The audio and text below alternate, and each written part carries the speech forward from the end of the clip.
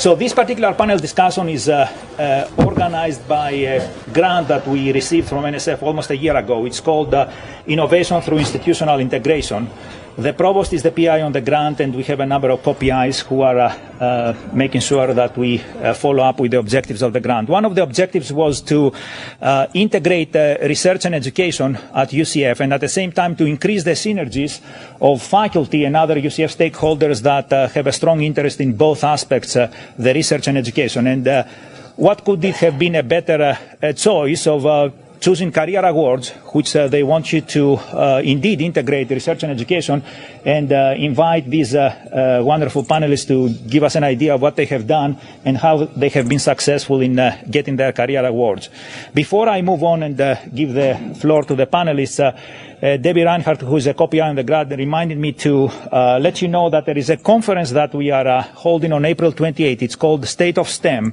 And in the morning part of this conference, we are bringing in some of the very good colleagues of ours who are going to talk to you about what they do in their research efforts. And some of these research efforts also integrate very closely the research aspect and the education aspect at UCF. So please join us with this in this State of STEM conference on April 28th. Flyers have been gone out, but some of them will advertise this conference in the future months as well.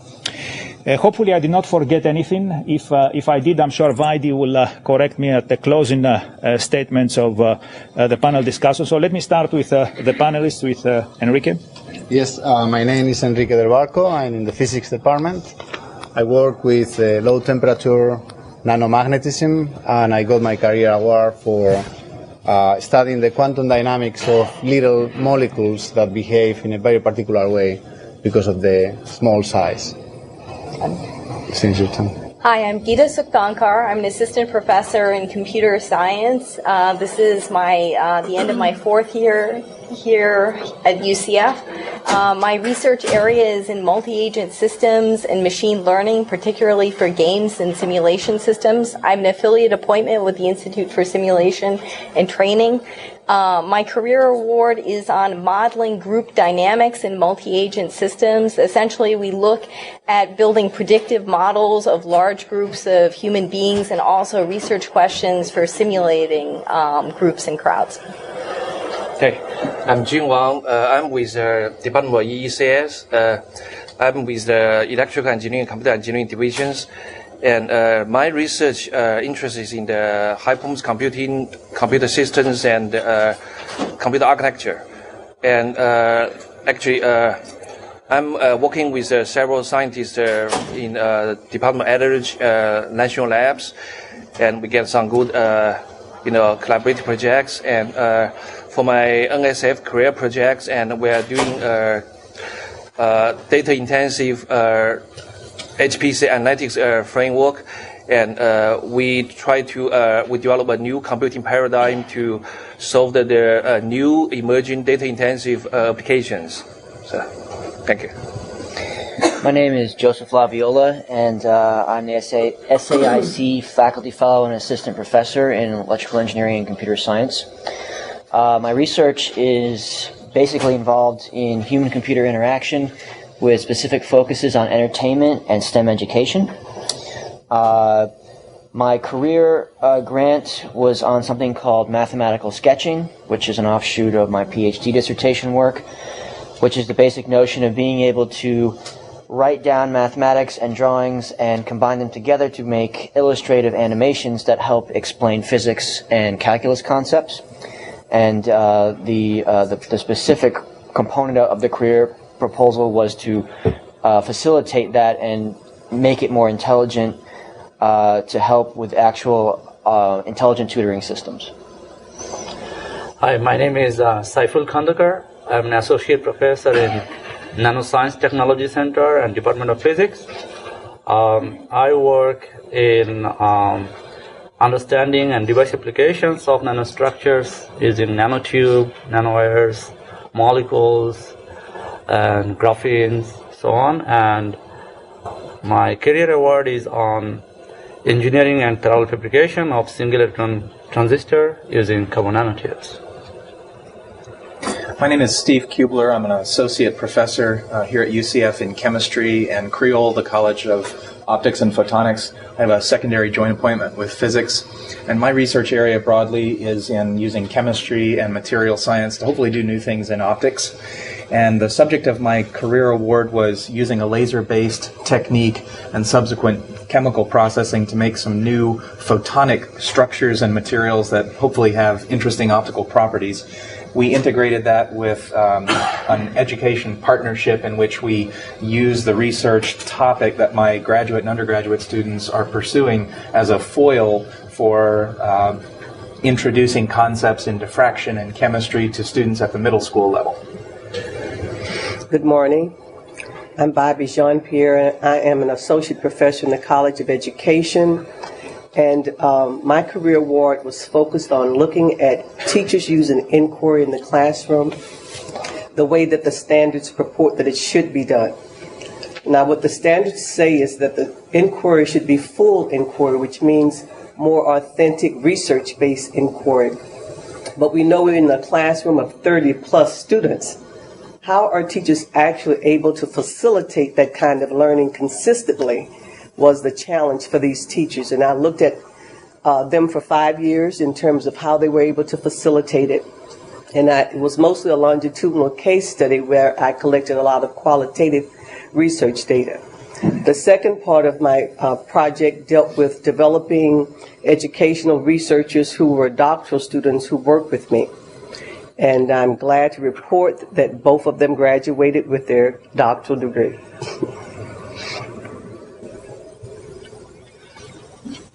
I want to give them a hand. In front of you, you have the stars of UCF who all won NSF Career Awards. I am Vaidhi Vaidyanathan from the Office of Research and Commercialization. For people who do not know me, I have left some cards. So you will get to know me. If you are in the career process, you will generally get to know me. What we have done is we have assembled an illustrious panel for you so that they can interact with you, you can ask questions, and also as you go through your process, if you need to get in touch with them, whoever is available, you can get in touch with them and continue with your process of writing your proposal. Also, we have assembled a set of questions which are normally the questions that are being asked when we write the NSF, when you guys write the NSF career proposal. From my perspective, I want to tell you one thing. NSF career proposal, if you win that, that is probably the best thing that you can do for yourself in your career.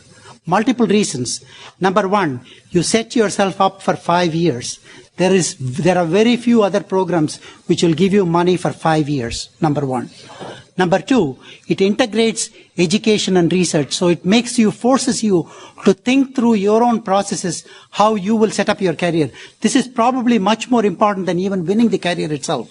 What I have found is, even when people are not focused on getting the career award, I would suggest that you look at this process very carefully, because this is what sets you up as a faculty member for the rest of your life.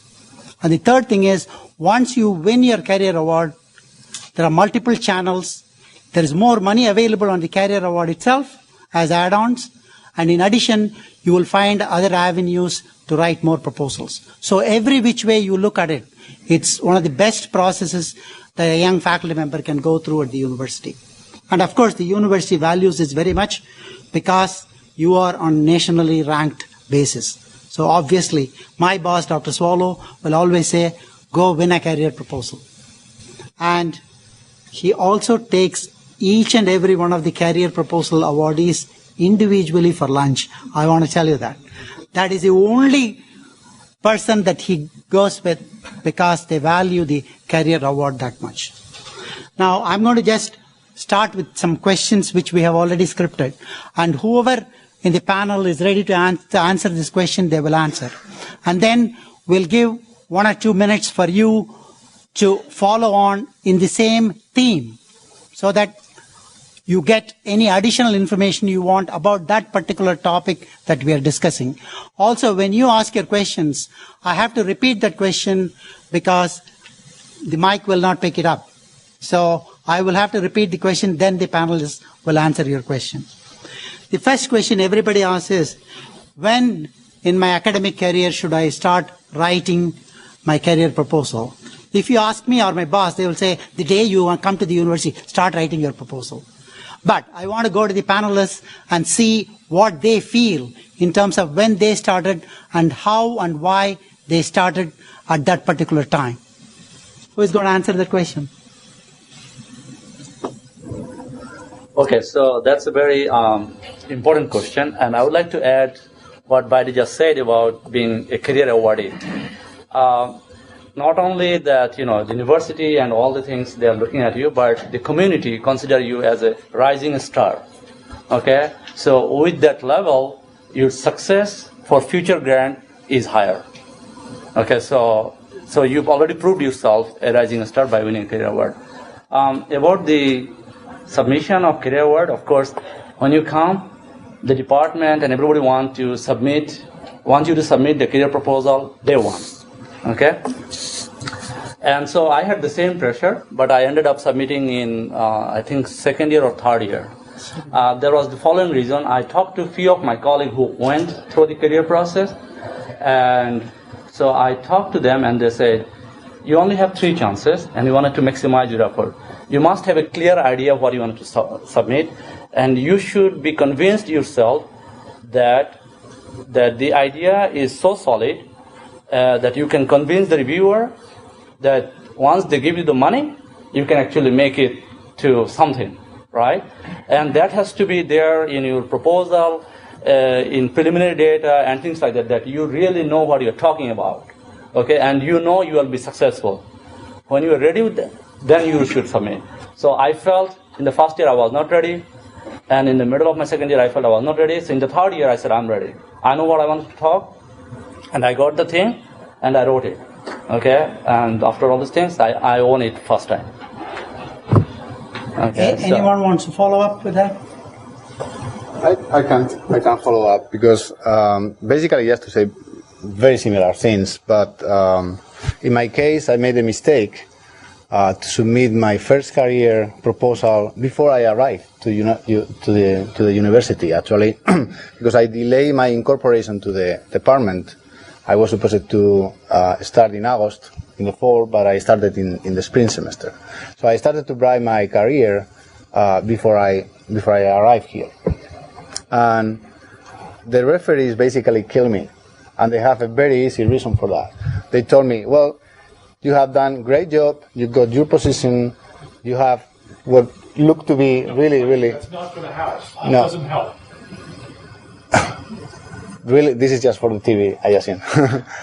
Really good ideas, but you have to demonstrate that you can establish your own lab. So I would say that it depends very much on whether you are an experimentalist or somebody who does research and needs a lab that has to be established.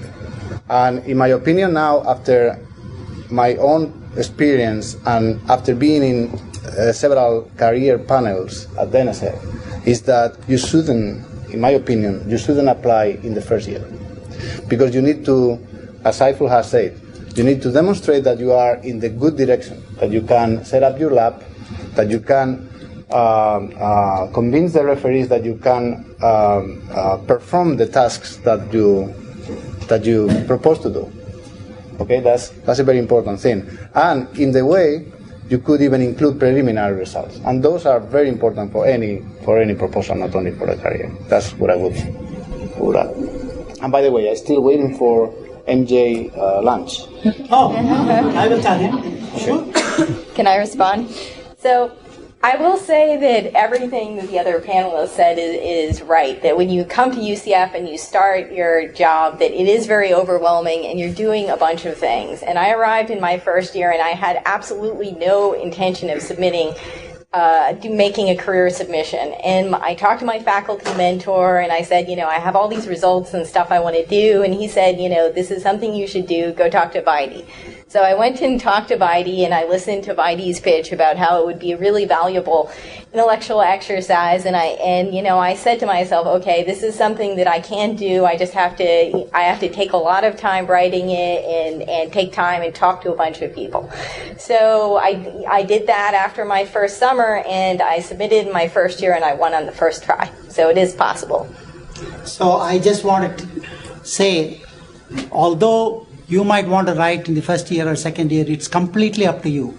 I have a number of cases like this who have run with the very first ideas they have. The very first proposals they wrote were NSF career proposals, and they have won it. So it is truly up to you to put the effort, and if you have preliminary results, especially if you are an experimentalist, you have to have preliminary results for any proposal. So career is not any different than that. One follow-up question, if you have anything in the timing. How long do we have? Say some of you the first year, some of you after 1 or 2 years. How long do we have to submit? Because this is an early career. It's very simple. As long as you are an assistant professor on a tenure track, not awarded tenure yet, you can apply. It can be even 10 years from. The year restriction is gone now. Oh, thank you. So you have to be an assistant professor on tenure track. But you can only submit 3 times. Yeah. Number of submissions is only 3. 3 times you can submit. Okay. Okay, the second piece is, if you decide not to submit a career proposal in the first year, what can you do so that your proposal becomes much better in the second year or whenever you submit?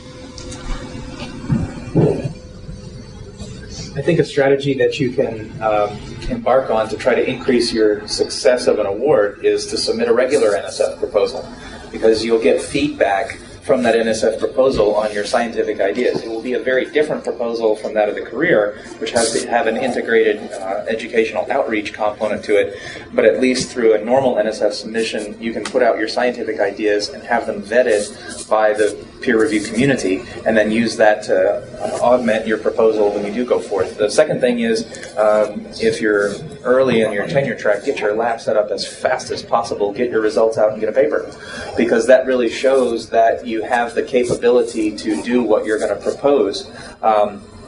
Having 1 or 2 papers, I think, is critical for your success.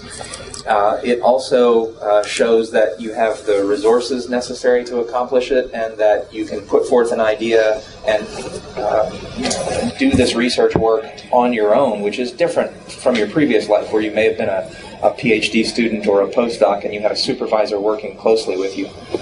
So those, I think, are some of the most important things that you can do. I can follow up. So, as I agree with Steve, even if you did not submit your career, submit proposal from day one. Okay? That is the name of the game. Submit, submit, submit, and learn to take no as an answer. It takes quite a while to say, oh, I wrote this proposal, I believe in it. How come this reviewer is going to thrash my proposal out, right? You feel very bad when it comes, and sometimes you may lose sleep. Wow. And you may call the program manager, oh, why did you send it the wrong reviewer? Don't call program manager to say that, right? So when you get the bad review, think you have not done something good, because the panelists read your proposal and thought it was bad. So if it was anybody's fault, it is mine, not anybody else's. And I must correct it. So during this process, you learn how to make these corrections. Very, very important. Number 2, and if you keep trying, your program manager will at some point say, why not you come over for a panel review here? And you learn how to write a good proposal. So very important thing. Get in touch with the program manager and say, I wanted to come to DC. I wanted to come to DC to be involved in the panel review process. Once you're involved in the panel review process and you see how good a proposal can be written, how bad a proposal can be written, and then you know why your proposal was bad. Okay? So I think that's the very, very important thing that you could do. How many of you have been in a panel at NSF? Because this is the best experience. I mean, I think in the opinion of all of us, and if you have been there, it's the best way that you can learn how to write a proposal, whether a career or any other. Because there you really, first you get rid of all these, I don't know how to say this in English properly, but all these ideas that you have preconceived preconceptions that, how the panels work. And then when you go to a panel, you realize that the panel works honestly. It's a group of people like you who are reading proposals. In the case of the career, by the way, when I get a career proposal to read, I take much more care. I handle the proposal in a different way that I handle others, because I know that it's a young faculty member. So, in my opinion, the panelists are really treating you well, and they really want to give you the funds, right? So when you see the feedback from the referees, you should take this very seriously. And if you can go to a panel of any kind before applying to the career proposal, this will really help. I don't know if this is possible at the department level, maybe, or something. Yeah, two takeaway points from these answers that the panelists have given you. When you get a rejection, it is not a personal rejection. If you truly believe in your idea, you need to keep going after it. That's a very key thing. Second thing is, if you want to go to a panel, let me know. I will connect you with NSF people. I have enough contacts. I can put you in touch with somebody there who will invite you into a panel. That much I can do. I've done that for several people. Any follow-up question? I have one follow-up, actually. One thing which I did, which is very useful, I think, is if you're unsure of where you think your proposal should go, then it's important for you to actually contact the program managers ahead of time to basically talk about the idea. You don't have to get into a lot of detail, but you can just give them the general idea, and they'll tell you if they think that it fits in their particular area or not. Because one of the things that can happen is you write your career proposal, you send it to a program which you think is reasonable, and it turns out that maybe the program manager did not feel that it was reasonable. My first career, I got my career on my second try. My first year, it was reviewed by 2 panels because it was thought that it would be appropriate in 2 different locations. And in fact, the other thing that I also did was I actually sent a video of preliminary work that I had done to the program manager, just to give them an idea about what I was doing. So don't be afraid to not contact the program manager. And I mean, obviously you don't want to say, please accept my career proposal, it's great and everything. But if you have questions about the process, and if you're trying to understand where you might want to send it to, they'll be happy to talk to you about it. Before you contact the program managers, talk to somebody who has had some experience with that, so that you know how to handle your program manager. That is the basic thing that you have to understand. It is. Yeah. So I have many panels already talk about good things. So I maybe have some, specific techniques, and because before I came to UCF, I actually worked in another Nebraska Lincoln University. So at that time, because when you talk to the NS program manager, you want do not call on Friday afternoon, and always get yourself very prepared. And when you go on the NSF program on-site visitor, and prepare something and hard copy and writing the slides, and just maybe 3-4 lines, and each line, and get some few words, highlight your key idea. And the NSF actually program are always nice. They will all are willing to listen to the good ideas and new ideas.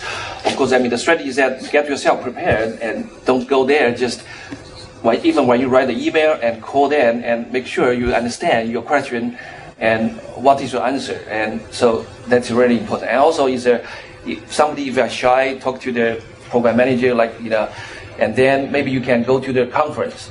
And because in my area, computer science, computer engineering, and program managers go to the conference very frequently. And you want to know what are the major conferences you go.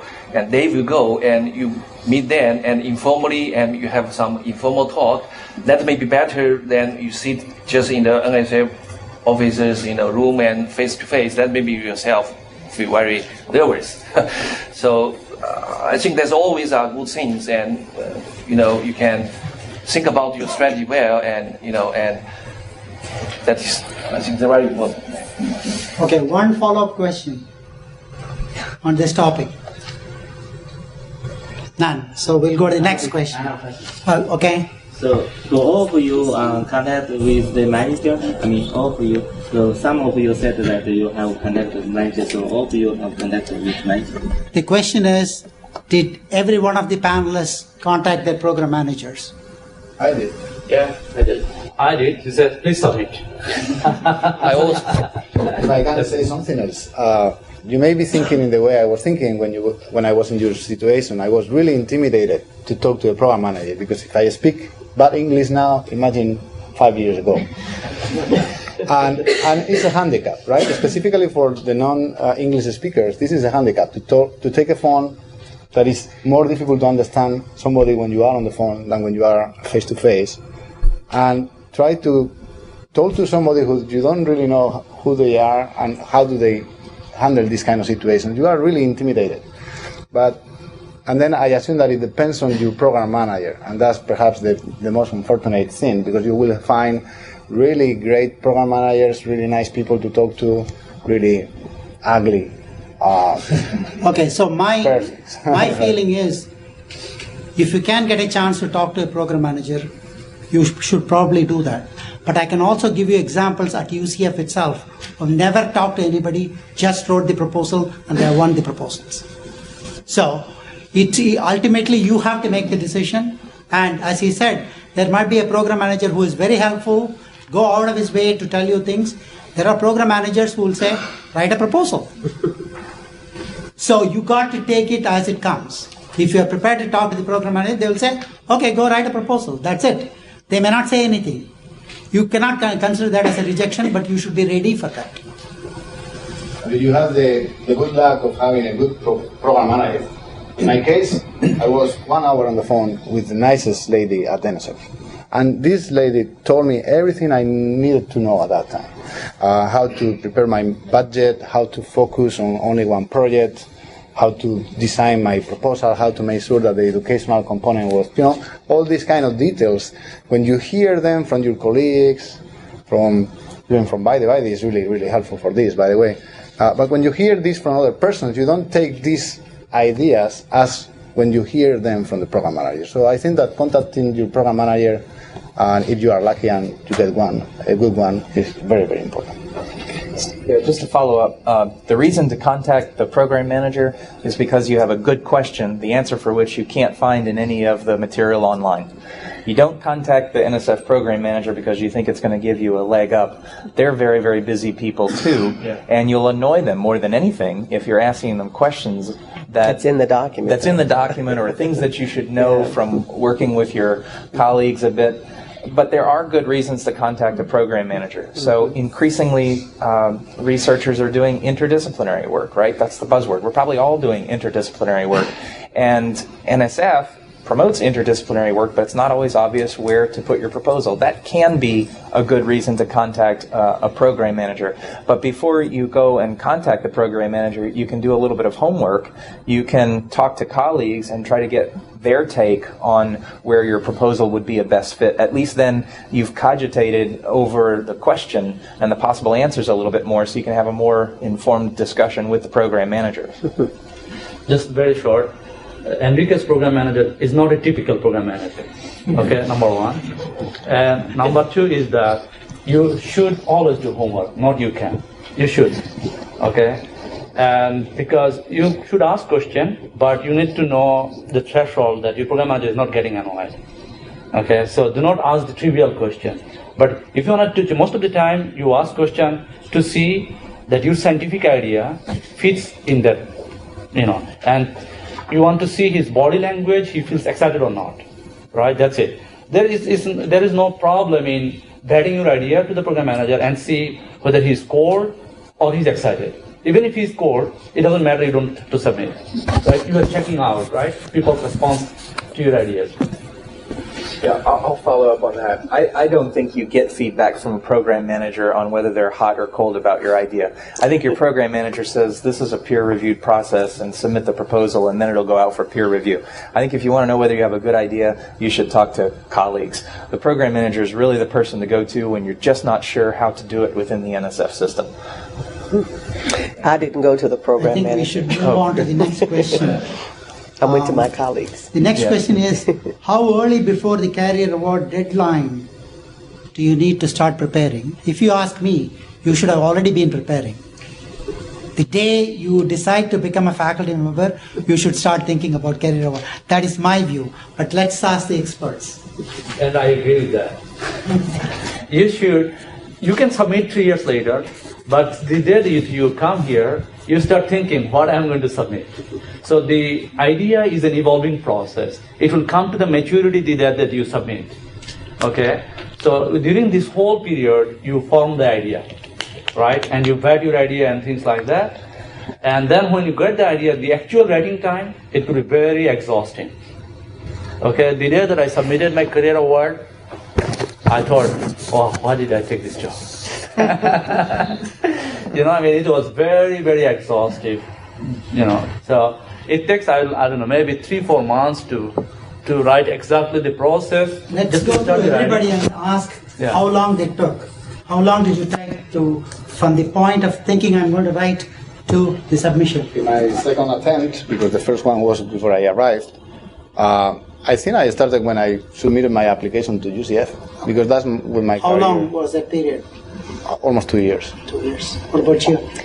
For me, I'd say it was really 2 months of effort. 1 month of concentrated writing, 1 month of thinking. And so effectively during this time point where you are now, I was at this point of meeting with people around UCF. So this is about when I was meeting with Vidi, meeting with the career awardees in the department, talking to my mentor. So at this point, I was kind of in this initial find out more about it. And then as soon as all my class commitments were done, then I started serious work. Yeah, I spent at least 3 months writing my proposal. Maybe, I think roughly per day, 1 page, that's 15 pages, and you may count 2 and 3 days per writing 1 page. And I scheduled the time, some buffer time for people critique and comment my proposals. And you think, you have to set up the timeline and pretty ahead of the submission time. And because many people are busy, and especially if you have some good contact and they're experts, and you want to get the people who critique your, proposals, then I personally, get my proposal first draft out 2 months ahead of the submission time, and give them 1 month's turnaround time so that they can really give you some good feedback. And more importantly, at first round, typically you get some very critical comments, and you want to address that. Then hopefully you can submit another draft, and that take another extra time. So that's what I did. Okay. I started thinking about it when I was a postdoc, when I was still at Brown, and so a couple of years I was actually thinking about the ideas. As far as the actual writing of it, a couple of months, and made sure that I had a draft done at least a month in advance.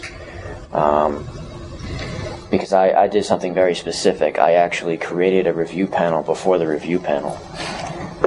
I sent it out to about 10 people who had either served on multiple NSF panels or had gotten career awards, and had them review it doing the NSF style review process.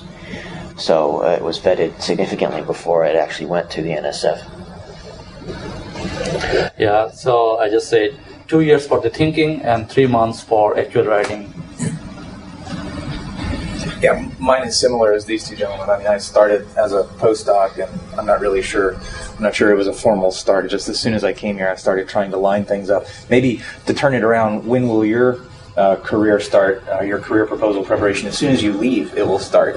If it hasn't already, you should, although the submission is, midsummer, you should start working on your outreach right now. It will take a very long time to get your outreach proposal together. You'll want to gather letters of support. You may want to go and do an outreach encounter and get some photographs and start getting some feedback on how it worked. Then you'll have material, photographic evidence, in fact, that you can put into your proposal to show that you're really serious about doing the outreach. So you should maybe even start thinking about your timeline, and it really should start many, many months before you want to sit down and start writing. For me, my idea started during my postdoctoral work at the University of Minnesota, and I actually took 6 months I guess I'm the slow writer in the group, but I write well. It took me 6 months to write mine, and I actually used colleagues who were successful grant writers in the department, although they didn't know what a career award was. They had millions in grant dollars, so they understood how to write a successful grant. So I had at least 5 readers to review my proposal, and it was ready to go out really June 1. But I kept looking at it, making those little fine changes and tweaking it, and I got mine on the first try. And I was shocked because when I read the career proposal initially, it seemed overwhelming. When you read it, you go, who can do all of this? But you do it. But you do I also want to tell you, Dr. John Pierre is the first one to get an NSF Career Award in the College of Education. Any quick follow-up? One question. We'll move to the next question. We have already started on the answer for the next question. What are the first steps that you should take? I'm going to start with the very first step. Print out the RFP from NSF website, read it, reread it till you know every word. If I ask you page number 15, line number 4, you should know what it is. That is how thorough you need to be with the RFP itself. That is the very first thing. Second thing I would tell you, do a very, very thorough literature search. Many of them will tell you the same thing. Sometimes when you miss something, one of the career panelists might see this thing, they say, hey, he left out this thing, he or she left out this thing. So you got to be very, very careful in your very thorough literature search. These are very 2 key things. Then I'll open it up to the panel to answer to that very quickly. I think the most important thing that you should do is to understand what the career proposal is. And a career proposal is intrinsically different from any other proposal that you will submit in your future. Okay? So basically, you are trying to convince the referees that what you are planning for your career, scientific career, is valid. Scientific and educational career. And education, yes, scientific and, well, as a faculty member, yeah. Right? So everything that applies to the career proposal applies to where you were looking for the position that you got now. For example, you have to demonstrate that you have a good goal, research goal, that you know what do you want to do in the educational side, and that you differentiate enough from your previous advisors. This is a very important thing. Because you basically coming from doing some research, you most likely want to continue doing research in very related topics, but you had to show that you are going to differentiate your research from that you have done previously. Because I can guarantee, and I have been in panels, I have heard these comments very often. Well, everything looks good. This guy has done very, very well, very, very good research with his or her former advisors, but is proposing to continue doing the research that is already done by his former group. This is killing a proposal. You should please take this as a very important point, not to forget. I guess.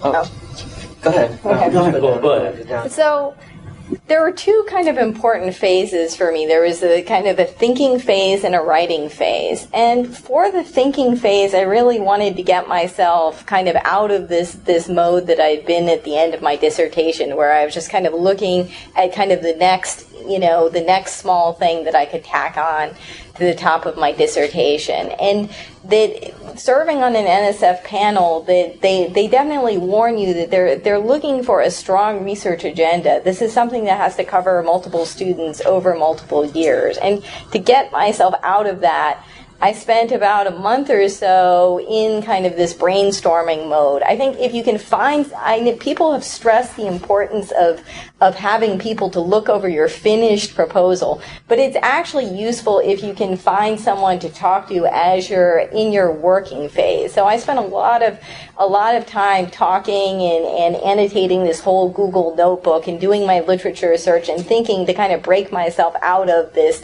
kind of narrow mindset where I'm continuing on doing this and this. And I think that that's a good way to distinguish your work from your advisor's work, if you can embark on this thing where you not only, obviously, you're anchored in some number of prior results that you have, but where you go out and you think about what are all the implications for these results. What could people be doing with them a decade from now? For the writing phase, the important thing that I did was looking at examples of previous winning awards in related research areas. So I went and looked at winning awards from related computer science areas that weren't quite my own, and that there's a particular style of writing that's appropriate for proposal writing that's different from a conference paper or journal paper. So if all of your writing experience has been narrowly focused in here's what people want to see in a conference paper, that the proposal writing style is subtly different. There are different things that people want to see. So it's very interesting. You collect your pieces, okay, to put together for the proposal. And so I don't know what I did. I don't know what you guys are going to do. I said, look, I went to the NSF grant database, and I said, okay, in this area that I want to submit, who else have won the proposal over the last 3 years? And believe it or not, I went to everybody's website, checking out what they are doing, and I found everyone have a good website. So I thought the first thing I should do is to go website. Okay. And that's what I did, right? Because I wanted to see in the panelists, they can see when they review, they can see, they can find me. Oh, they can Google me and find me. So I don't know whether that was good or not. But I did that because and then it also gave me an idea what you really need to do to get an award. Because you got to be aggressive, you got to, tell the world what you're up to. And so then I said, okay, I was confused what to submit because I have 4 research ideas that I could submit. And I wanted to find out which one would be good, right? So I talked to people and looked at all the examples, doing their homework, and I realized NSF is looking for bright future stars, right? In the future stars. And they're looking at, if you want to propose a research direction that is going to create a field, that will not, the 5 years is not going to be the end of the game, right? That you can enhance that area and then somebody is going to follow up. And there will be other people, you're going to lead a research direction. I think they are looking at an idea that is going to lead something, that is going to create a field. If you have something like that, or you have to write in a way that is going to convince the reviewer that this proposal is going to create a synergy among the researchers and is going to lead to many years of new research. Very important research part. And then, so that's going to distinguish your research from other people because you're going to be a leader. And on the education component, you also need to look at what other people are doing. How can I be different than others? Right? So you look at and you then create those pieces. Of course, you also learn what can kill your proposal. Kill proposal meaning font size wrong, not addressing minority, diversity issues, not addressing, many other issues that NSF really cares. Outreach. NSF want to convince their constituencies that it is very important for other people to know what you're doing.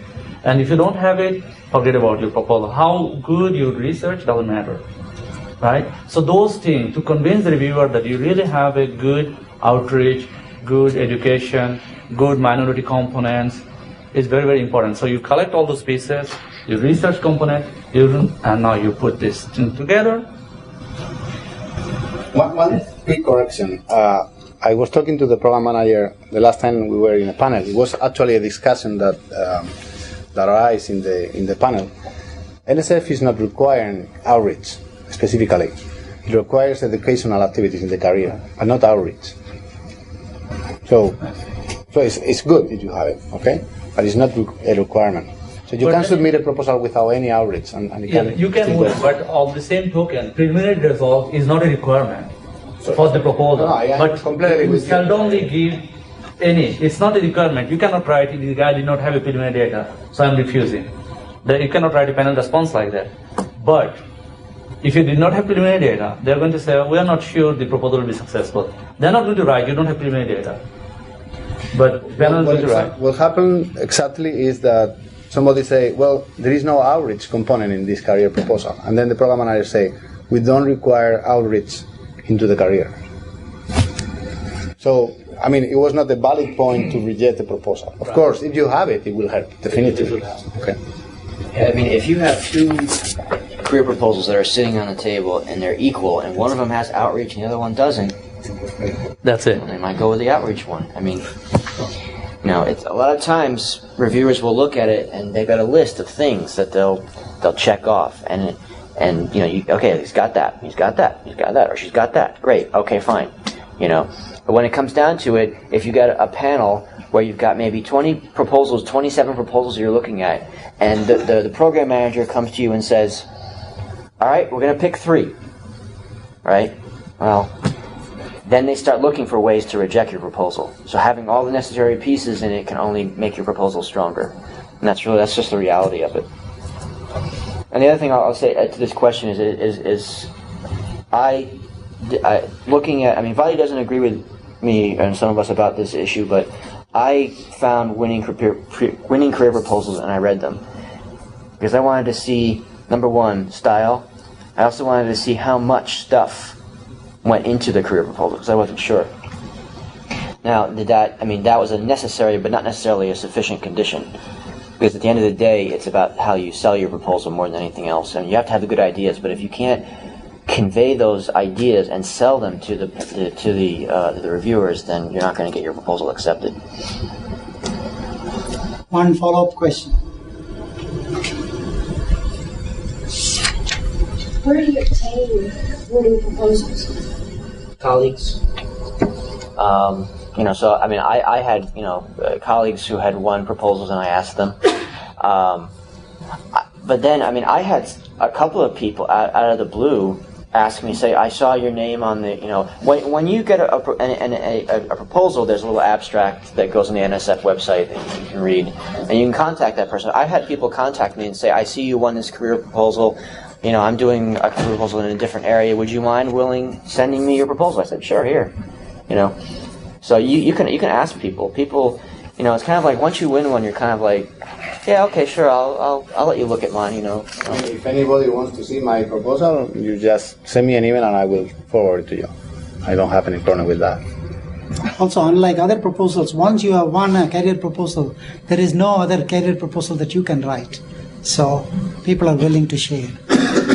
I was told, for any NSF funded proposal, technically speaking, if you ask the NSF program managers, they can send you. But only at the end of the after expired, right? Expired, yeah. Expired award. But it's a very long, drawn process. I see. To get a proposal from NSF. That's why it's easier to go to the PR. I also read other proposal and it helped. I'm going to go through one more question and then we'll break for lunch. For the people who did not succeed in their first attempt, what did they learn from the first submission? A couple of people who had.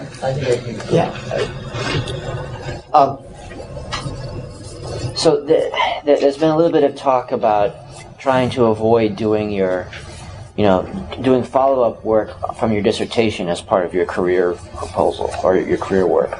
That's what I did. Now, it depends on what your dissertation is, right? In my case, my dissertation was I sort of invented this new thing, this new field, if you will. So, I had 20 years of work to do after, right? And if you can say that you think you've got 10 or more years of work that you could do to make this thing happen, then you can go ahead and do, work based on your dissertation.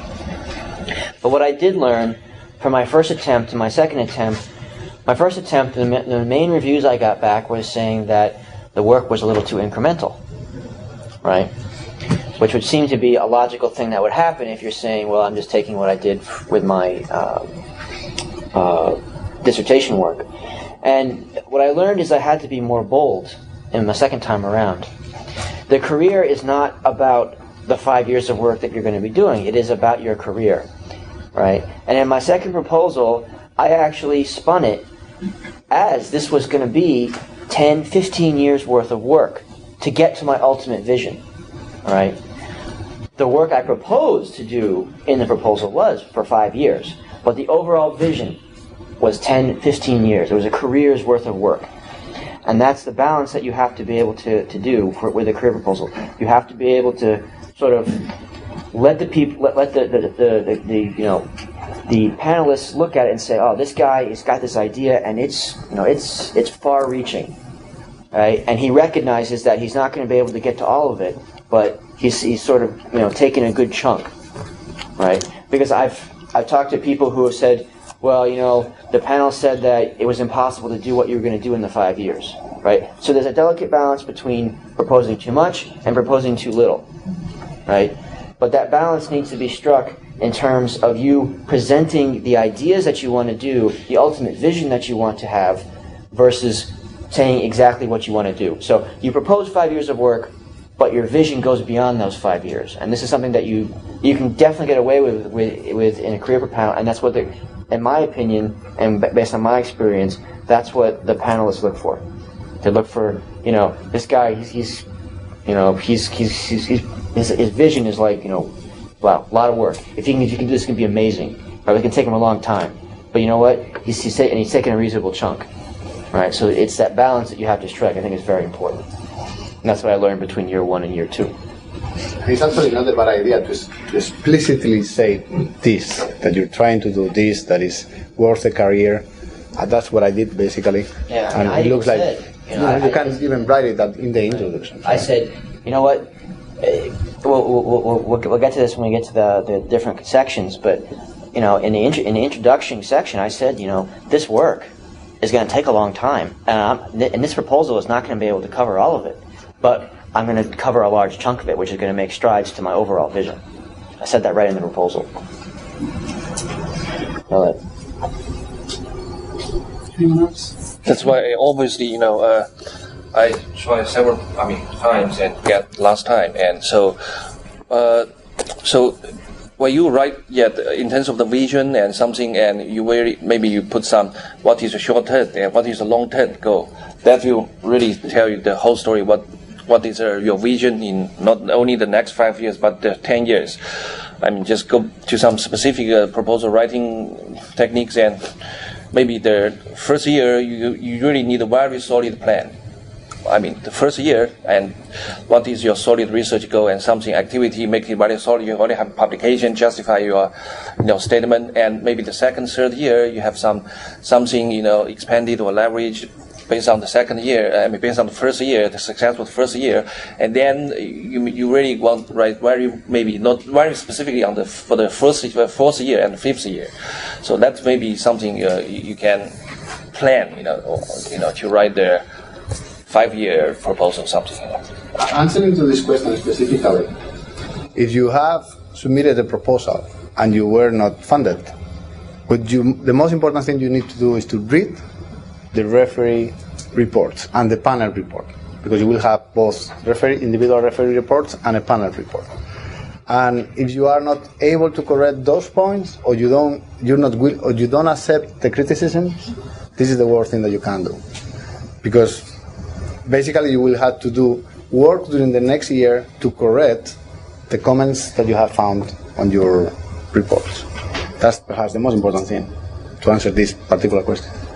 I'm an expert on this question. So we have some people who got it the first time. And so my story is I got it on the third time. I applied the first year. It was diabolical. I waited a year and then applied in my third year, or fourth year actually, and things got a little bit better, but I totally changed the project. I completely threw away the first proposal and decided, that was a horrible idea. I need a new idea. That was actually a mistake. I was just dealing with the rejection and decided, my idea must be crummy. So the first thing you can do at the outset, and this is a useful thing if you transition from a first attempt to a second attempt, is be true to your idea and how to pick a topic. I think Seifel talked about this already. I think you'll have, all of us are going to have 3 or 4 great ideas, but you have to sell your idea, and you can't sell the idea that seems like it fits in the program. You can't sell the idea that you think has the greatest likelihood of success and therefore is, the right balance of risk. You can sell the idea that you really believe in. Okay, intellectually the one that gets you excited about, the one where you sort of lose your breath telling people what your research is about, that's the one you should probably do your career proposal on, because that excitement will come off the page and get you better reviews. Now, having said that, not everyone's going to buy into your vision. So if you find yourself in the third year, or the third attempt, like I was, in your fifth year in the tenure track, sweating bullets, you're going crazy, I got to get this career proposal, you have to then look at the comments you got back, as Enrique said, and figure out how to address them. So this brings, I think, us to a very important point. You're going to consult many, many intelligent people. People on this panel, people who got the career award, people in your department, and you are not going to get a consistent story. Okay, you're going to have people who say, I don't know why this didn't get funded. What a great idea. You're going to find people who say, oh, well, the mistake you made here was, you didn't have, enough outreach, okay? Or this is too broad a scope. You need to really have a project that you can accomplish within 10 years instead of 20 years. You're going to get all different kinds of opinions, and you have to filter those. Again, go back to what makes most sense for you as an investigator, the thing that you get most excited about. Now, what kind of filter can you use when you look at the referee's comments?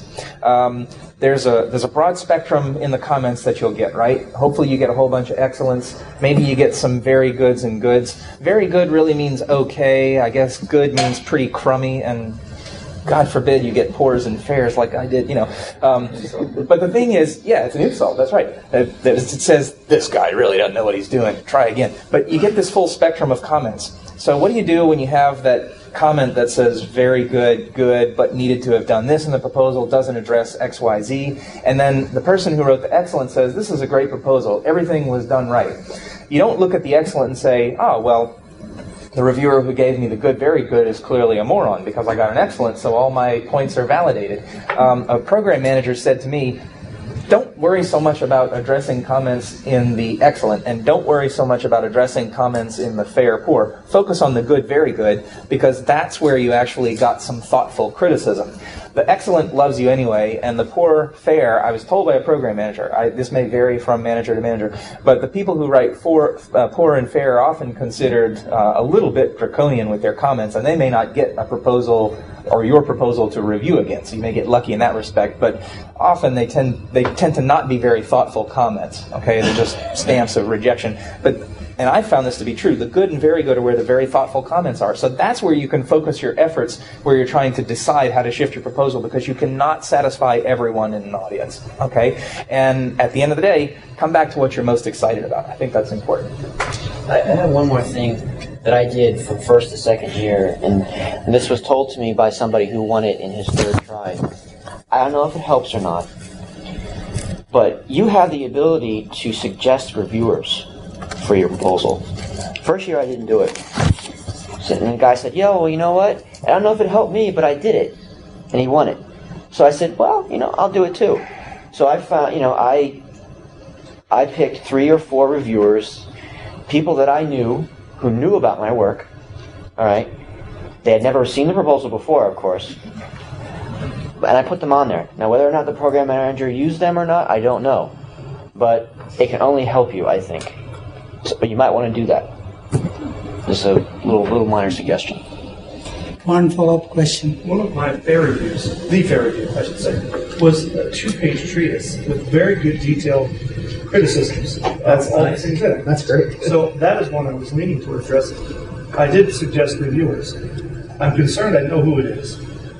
But I respect their opinion so much, and they're so prominent in the field, that I wouldn't dare, I would think on a resubmission, take them off that list.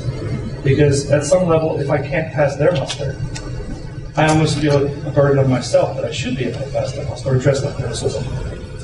How are the people who are picked, are they cyclical? If you request the same group every time? Or is it random to the program manager? They say, we're going to contact these people and see who's going to review it. It's more of a question. I have to repeat the question. Somebody got a review, but it was fair, but there were a lot of details on what the problems were. And from reading the review, the author found that this could be one of the leaders in the field. How do I respond to that? Should I actually give the names of reviewers? It's a question always. Second thing is, are these reviewers recycled or is a completely different panel? So we'll ask the experts. I don't. Okay, I think you can suggest. It's program manager who decides, right? Because there will be 20, 25 proposal, and he can only bring 10. And so they are not going to be all expert in your area, right? So your proposal will go to one expert, one semi-expert, one non-expert, right? So that means you have to convince everybody in that audience, and it will be discussed by all the people. So I think those are small, there are small luck involved in who is going to go. But as I said, if you think that he said, if you can make it saying this is a transformative idea, not incremental. If you can suggest that this is going to lead to that, you have to make, it's a game of believing. Can you make other people believing in you? That's it, right? And then whoever it is, it doesn't really matter. Okay, because all you are trying to do, if you cannot convince 10 people here, right, you cannot convince other people. Simple as that. So talk to people, and see if you can convince other people, because the name of the, making other people believe. You believe, of course, your idea is the best idea on earth. It's a transformative. But people are going to read your proposal, whoever it is, and have to believe it. And that's what you have to put yourself in their shoes. So I think it doesn't matter at the end who the reviewer is. And about the recycling, in my case, I got the career in 2008. And then after that, I've been in 2 career panels. And the year I wasn't there, I received proposals to review without being asked to serve in the panel. So, this. Well, so you're on the radar. You call yeah. Right. Yeah, simply not. I mean, to answer your question, the odds of this reviewer getting the proposal again, I would think are pretty small, simply just from logistics of people being able to serve on panels. And I would say if those reviews, or if that review that you got, if those comments are going to make the proposal stronger, then then you do your best to improve the proposal based on those comments, and then you hope that in doing so, questions that a panelist will raise will be answered through that. One mistake that you don't want to make is that sometimes some criticism are not fair. Okay, even though criticized. So you wanted to, so you believe in what you are saying, but the referee believe in something else. That, right? So you don't have to change your belief to his, because you believe what you believe. What you do is that as you read the thing, you say, well, I could not convince him what I was thinking. So I have to rephrase, rewrite in a way that my idea is getting through. But I like the notion that you found very thoughtful comments in there and that you want to address them. So you should maybe try to break them down as critically as you can and try to figure out which of these, I don't know your field, but which of these comments could potentially be addressed with some additional preliminary data. Which of these comments is open-ended insofar as neither you through your preliminary data or that expert out there has addressed in their own publications, right? So you're at a crossroads here. Who knows which way the field is going to go? You think this, that person thinks that. Maybe you can turn around and pose it as an hypothesis that is to be tested. So rather than it just working or not working the way either feels, you pose it as an hypothesis, the result of which will give information that's useful to both groups. You might also try to think about directly addressing the comment, although this gets a little risky. I have done it. And right after I got my career, 6 months later, I got a regular NSF proposal, which was a second submission. And in that, I addressed a reviewer's comment head on. And I was very polite, tried to be, but I felt like it was unfounded. Not unfair, but unfounded. And I said that in something like in useful comments received from a reviewer in a prior evaluation, it was asserted X, Y, and Z. Our review of the literature tells us otherwise because of these points. This leads us to where this research could be transformative. So you put out there, this is an idea that has scope for further exploration. We may not both agree, but here's my opinion, and I am addressing your comment, reviewer, and being as polite as I can, but this is my conclusion. So you haven't retreated from your idea. So you have choices. It's up to you how you want to do it. But any of those can work and be effective. But you need to look at the comments and break them up and try to figure out, is it an hypothesis and a new direction? Is it something I really firmly believe in and I need to stick to my guns, or is it maybe it's just something with an additional experiment I can ameliorate the conflict?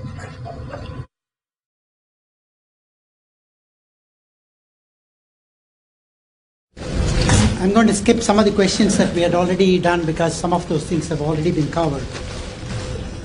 How important is research component? We all know that is a very major portion of your proposal. But many of them ask about the education component. So I'm going to let the panel answer a very important question. How important is the education component in your career proposal? And how integrated it should be with the research? Very, very important. The career says it's not just for research, it's research and education. So one thing that you could do in normal NSF proposal, 15-page proposal, most people write 2-page education, right? You say, okay, I'm going to write also 2-page education in the career. So you just have the same weight normal, right? That's not good. So then you should not write 8-page education either. Okay? So you need to have enough balance that you think that you are giving education a very important focus, right? Because the career proposal is on for both research and education. So you need to be very thorough with the education process, what newer you are proposing. Of course, you can integrate you can develop a course, for example, right? You can develop a new course, which pretty much a lot of people do. And what Steve was telling, in terms of developing something that is module that you can take, so those kind of things that you could do. But the bottom line is it is very, very important. You can lose the proposal even if you have a stellar research. Everybody believes your research is the best in the panel. But you could lose that proposal just because you haven't addressed the education part enough. There is a department here in campus that is very helpful for this. Just go to the Faculty Center for Teaching and Learning and talk to the people there. Just go there and talk and say, listen, I want to submit a career proposal.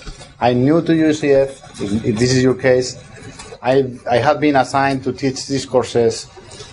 Do you have any idea what are you doing here? What is happening at UCF? Are there new approaches for teaching that I can participate?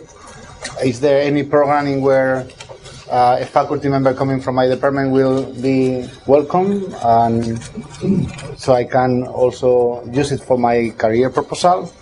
If you are interested in doing good teaching, going to the Faculty Center of Teaching and Learning is a very important step, not only for the career, by the way. This may help. I can talk to Vaidi. I mean, he's the Educational Career Award guru. All right, he will tell you exactly what you need to do, all the pieces that you can put in there. Just follow his instructions, and you'll be pretty good. I agree. Yeah. I mean, as far as research and education components, one thing I will say is you have to have a good research plan. Okay, you cannot have a bad education plan, but your education plan does not, in my opinion, have to be stellar. It just has to have the various components that you need that is going to show that you're hitting all the various points. All right? I have never seen a career award be accepted because it had a stellar education plan and just an average research plan. Okay? So, you've got to have a good education plan, but it does not have to be, you cannot get a career award with just a stellar education plan. Okay? That's the bottom line with that. I think that this is one of the places where reading or looking at other proposals or serving on panels can really help you, because, you know, there are lots of research directions. Your research is going to be unique to you and your research group, but your educational plan, chances are, is going to look, you know, similar in many ways to, you know, related to things that our other people are doing at other universities. And it'll also give you a good idea of the scope of the work that you could hope to do in your educational plan.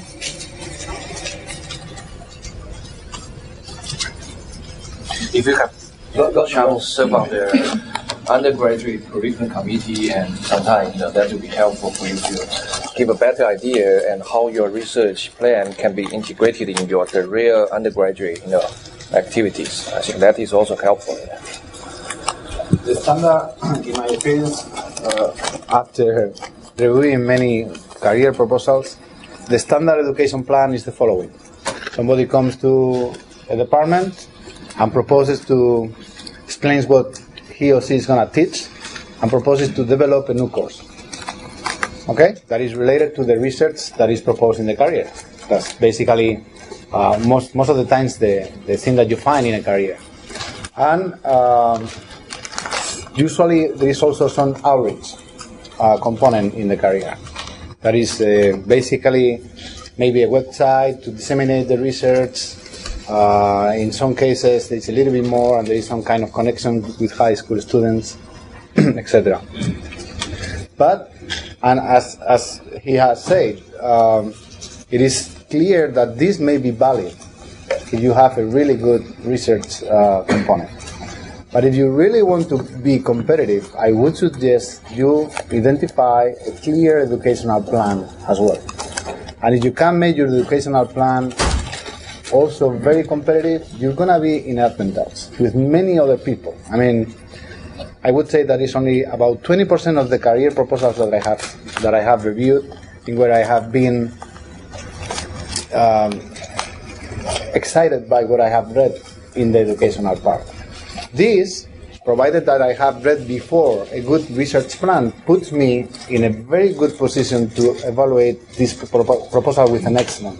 I'm very tough in giving excellence to career proposals because I know how I review for DMR, and you know the margin is different in different divisions. But to give an excellent to a career award from my side, it requires to have a really, really good educational component. And you will find referees as me, that they don't only look at the research, but they also look at the education. So, and this will make a difference in some cases. So please don't forget about the educational part. I wouldn't say that, I mean, what I would take from your comments is that, all right, do what you need to put there, so everybody's going to be satisfied, and that's going to be good. I wouldn't agree with that.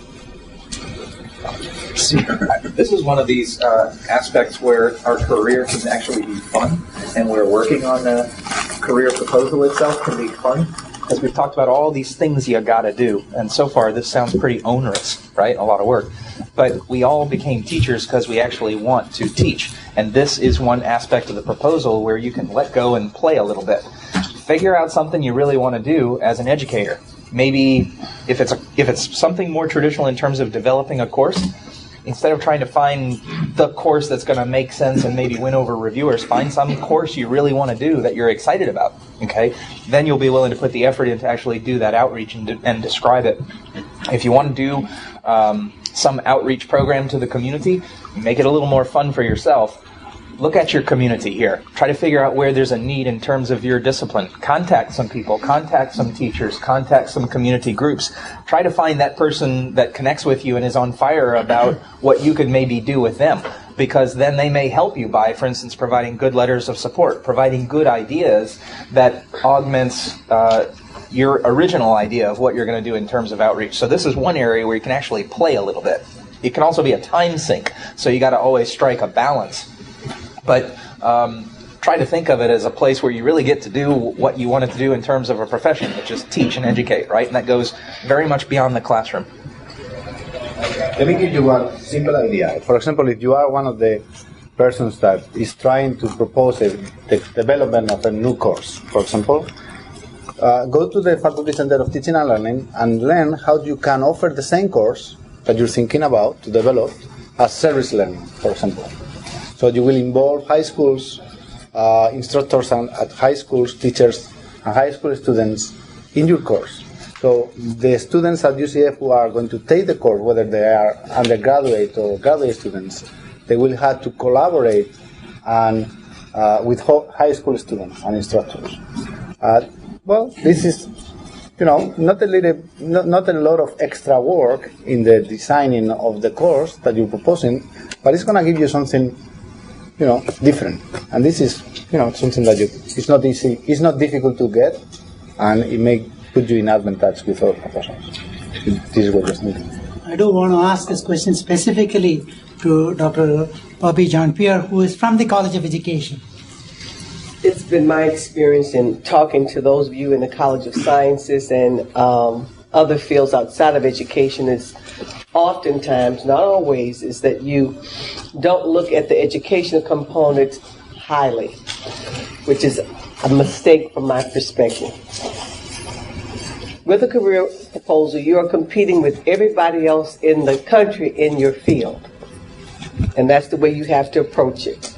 Therefore, when I look at my career proposal, I have to look at it then holistically, which means I have to value that education component as well as I value the research component. And I'm speaking as an educator. So when I wrote mine, I looked at my research component, but my education component, I thought about it as deeply as I did my research component. Why? Because I'm going against everyone else, and they have X number of career proposals that they're going to award.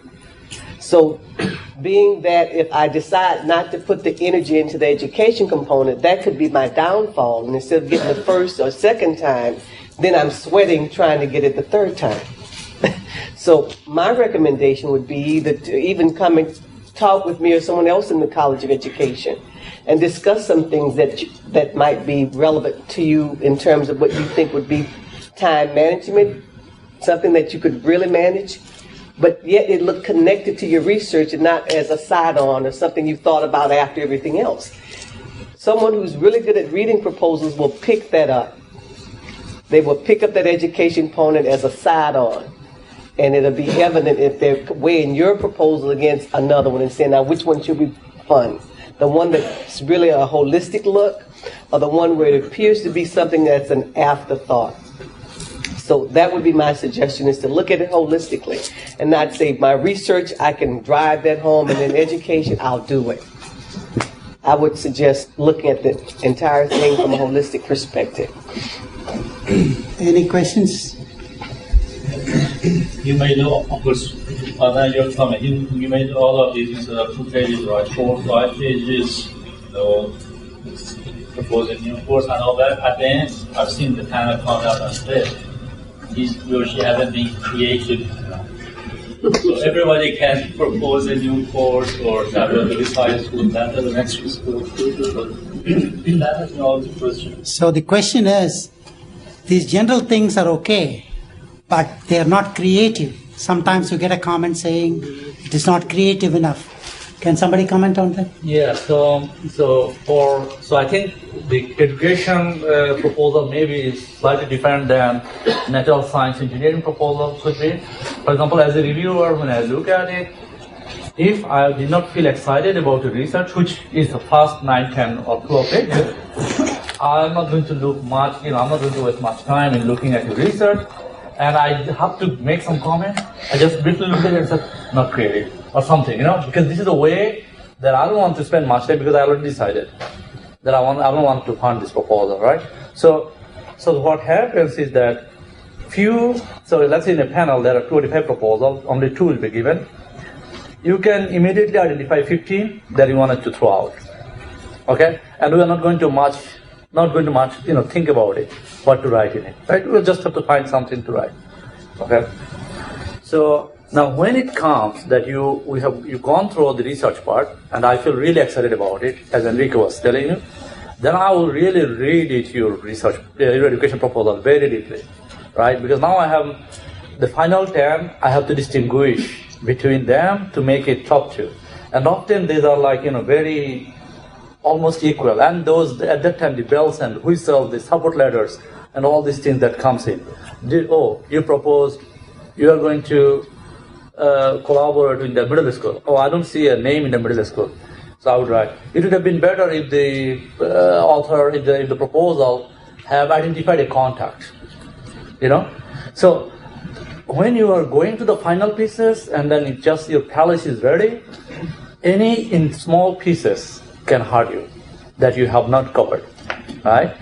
So those are the important things. Then those kind of creativeness and those things comes in. How creative you are with respect to the other one that I'm evaluating. Does that answer your question? Okay, with that, what I'm going to do is I'm going to stop the formal questions because we have answered almost all of them. So I'm going to open the floor for any other questions for probably 2 or 3 minutes. That's all the time we have. I'm an unusual circumstance. I'm in digital media. I don't have a doctorate. I have an MFA. Do you know if I'm eligible to apply for this? I've been looking on their website trying to find that out. You come and talk to me separately, we'll find out. Is there now, or is there planned an NSF pre-review panel here at UCF? Would ask experts. What do you mean by pre-review panel? Well, that we could run our proposals through a panel here at UCF before we submit. You have such experience. There are people available. I leave it to the individuals to go and find the people because they have to be expert in the fields. There is no point in just giving the proposal to somebody to say review. Because the research component is so critical to this thing. So they all went and found their own experts. So that is what I suggest to most people. The overall review, there are a lot of people we can get that done. But the real critical review of the research has to be done who is somewhat familiar with the field and who is also grounded in the field. And I'm sure every one of them contacted some people.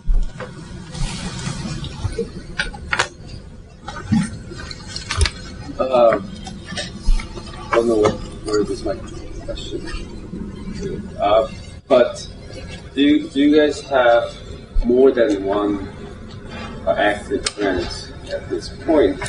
And if so, how do you manage your time and balance with your career? You're proposing to develop your career, which I assume that you're going to devote your full time, but you have all these other responsibilities and other research projects. So how do you do that? I'm struggling with time management. Welcome to assistant professor case. I have 4 active researchers. And at this point, I have 6 PhD students. Okay? And so you can imagine, right? So time management is a major issue. All right? And this is something you learn and learn. I'm still learning, right? As you are pushed through, you learn. But you have to.